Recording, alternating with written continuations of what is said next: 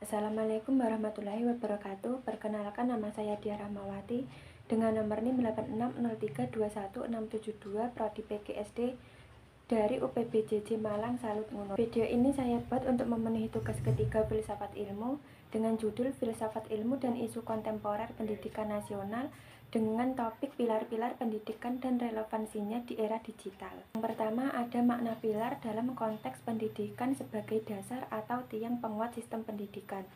Pilar pendidikan yang mengacu pada UNESCO pada tahun 1996 pada kegiatan The International Commission on Education for the 21st Century, di mana pilar tersebut dianggap sebagai prinsip yang mendasari pengajaran serta desain kurikulum untuk pendidikan. Pilar juga diartikan sebagai penopang atau penyangga. Dalam pendidikan, pilar diartikan sebagai penyangga, sehingga sebuah sistem pendidikan dapat berdiri untuk mencapai tujuan pendidikan.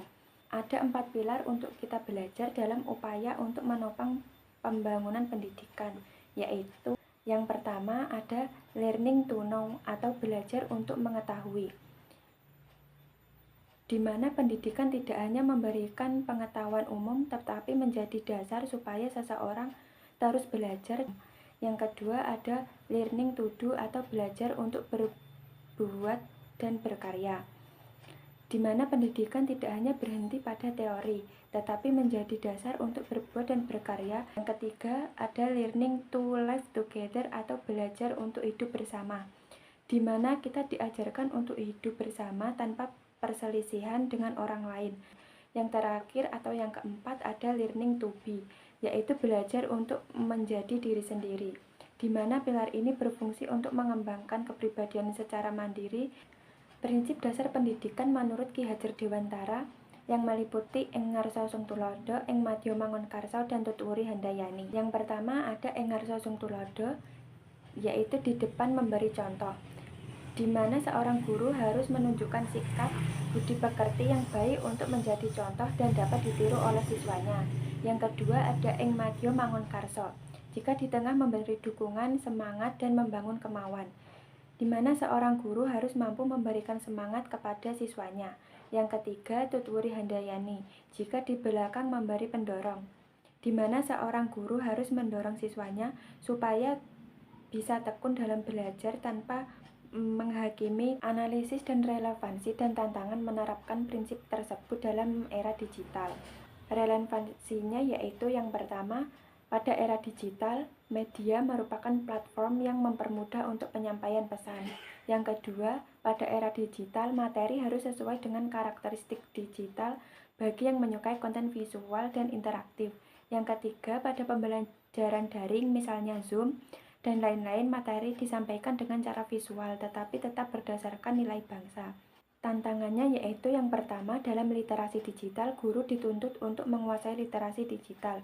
Yang kedua, keterbatasan infrastruktur seperti internet juga dapat menghambat proses pembelajaran. Yang ketiga, dalam pembelajaran daring, guru sulit memberikan contoh karakter secara langsung, sehingga pembentukan karakter siswa lebih sulit. Selanjutnya, refleksi bagaimana pilar tersebut dapat menjawab persoalan pendidikan. Pilar tersebut dapat menjawab persoalan pendidikan dengan cara yang pertama, ing ngarsa sung tulodo. Seorang pelajar dan pendidik harus menjadi tokoh utama. Persoalan pendidikan dapat diatasi apabila guru memberikan contoh nyata, bukan sekedar teori. Yang kedua ada ing madya mangun karsa. Guru harus bertindak sebagai fasilitator untuk membangkitkan niat siswa, hingga siswa menjadi aktif dalam pembelajaran. Yang ketiga ada tuturi handayani. Guru memberi kebebasan untuk siswa supaya berkembang sesuai dengan bakatnya, namun tetap memberi arahan supaya berada pada jalan yang benar untuk menempuh pendidikannya. Yang terakhir ada contoh. Contohnya yaitu pada penerapan kurikulum P5. Dalam kurikulum ini, pilar tuturi handayani diterapkan melalui pembelajaran berbasis proyek atau P5. Guru tidak hanya menjelaskan materi dalam pembelajaran, tetapi memberi kebebasan kepada siswanya untuk bereksplorasi sesuai bakat dan minatnya. Tetapi guru tetap memantau dan memberi arahan serta dorongan supaya proyeknya berhasil dan membentuk karakter siswa yang kuat.